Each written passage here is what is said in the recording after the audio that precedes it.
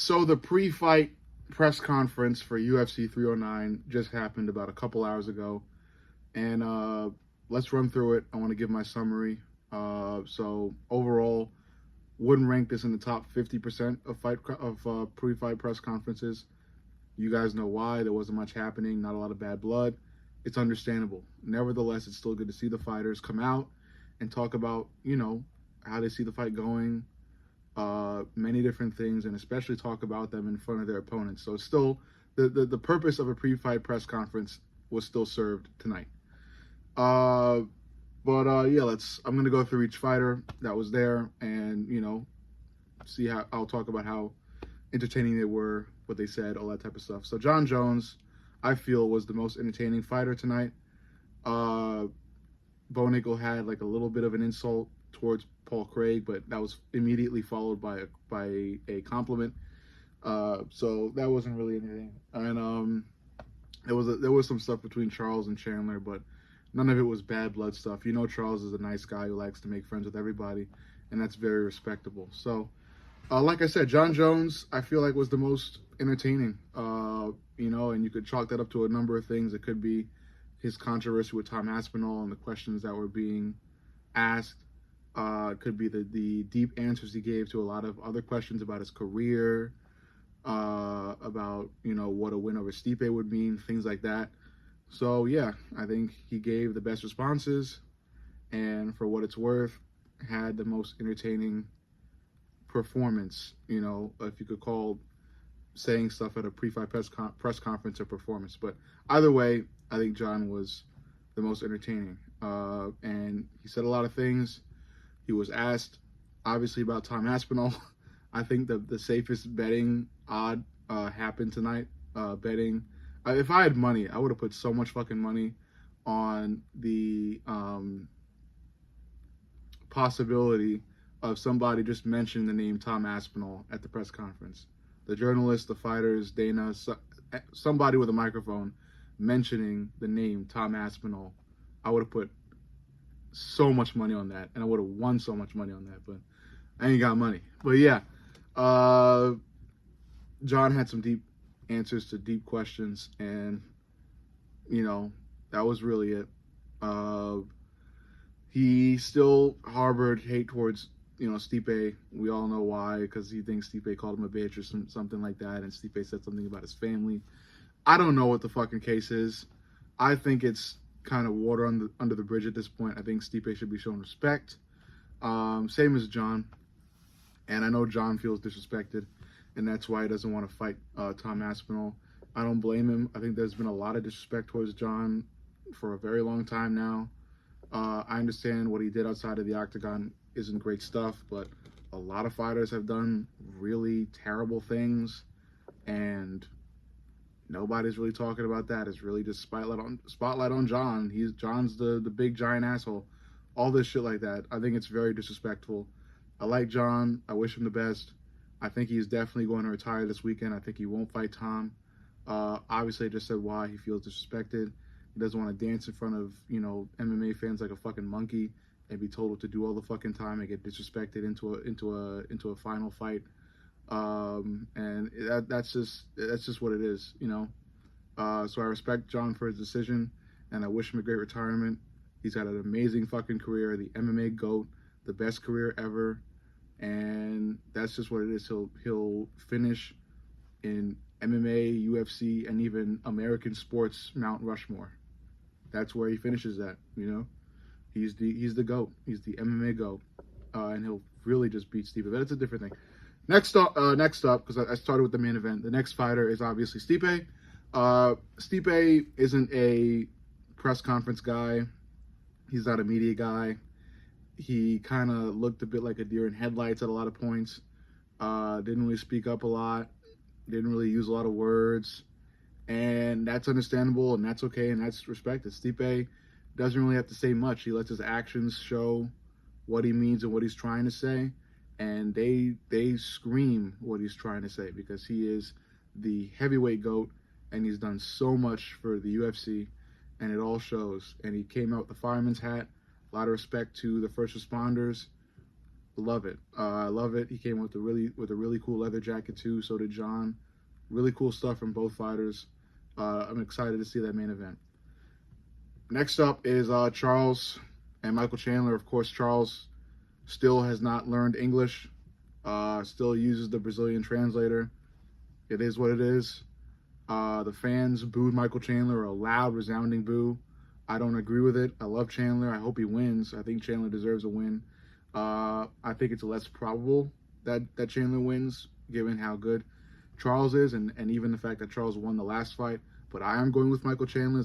I'm going with Michael Chandler. I'll tell you again tomorrow because I'm going to do a full, UFC 309 card prediction.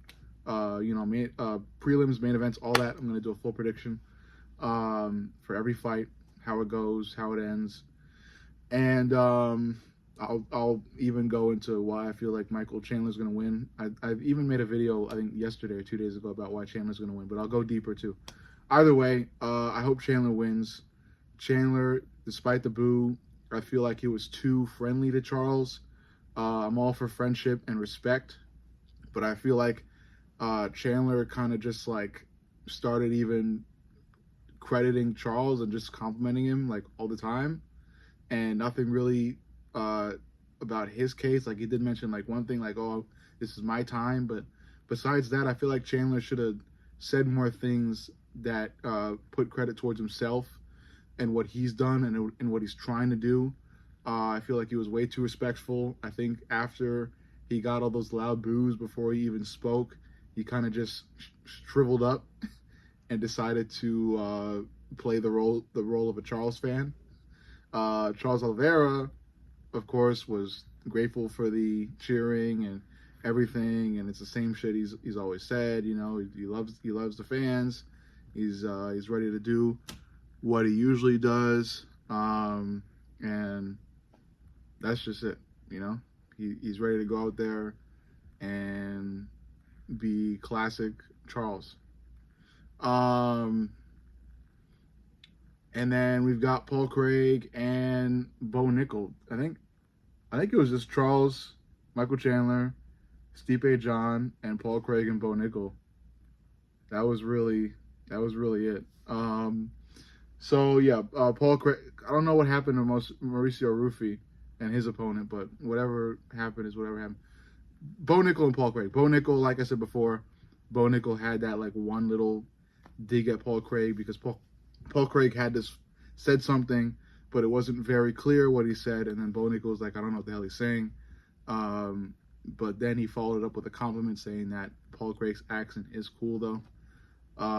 And then Paul Craig, I feel like maybe Paul Craig is tied with Jon Jones for the most entertaining fighter of the night in this press conference, because Paul Craig was very fucking stoic and he said what he had to say, and he said it in a very serious tone, talking about how, you know, he's going to go for that submission. He's not going to be counted out. Doesn't matter how good Bo Nickel's supposed to be, any of that. He's here and he's going for the win. I believe him. I still got Bo Nickel, and I'll say why. I got Bo because I think Bo's going to work in some striking. I think on the ground, Paul Craig has a real good chance of winning. And Paul Craig has a really good track record with up-and-coming fighters. But, you know, I think Bo Nickel's going to keep it on the feet and look to knock out Paul Craig on the feet. And that's always been Paul Craig's weakness, man. You know, if you want to beat Paul Craig, you got to duke it out with him on the feet, and you'll connect, and you'll probably knock him out, you know. So Bo Nickel has to strike. Just continue to strike with Paul Craig, and you'll find something. Maybe it might be in round 2 or 3 because Bo Nickel's striking isn't elite. But I think if Bo continues to strike with Paul Craig and strike well, Bo Nickel should be able to find the chin of Paul Craig and put him out. So still, Bo Nickel, Paul Craig, they did what they did at the press conference. And yeah, I don't think Mauricio came out.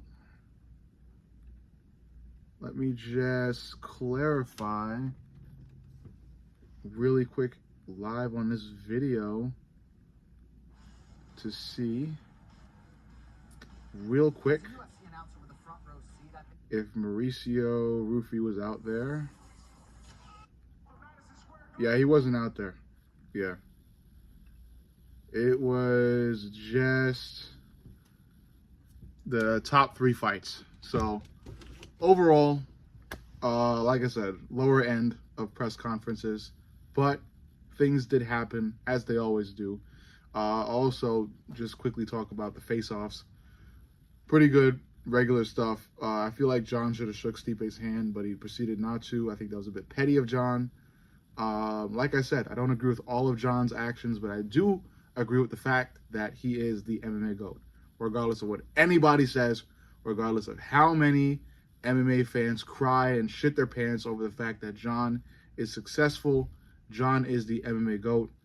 He can be petty at times, like he was when he didn't shake Stipe's hand. I feel like he should have shook Stipe's hand, would have shown respect. But what happens in that fight happens.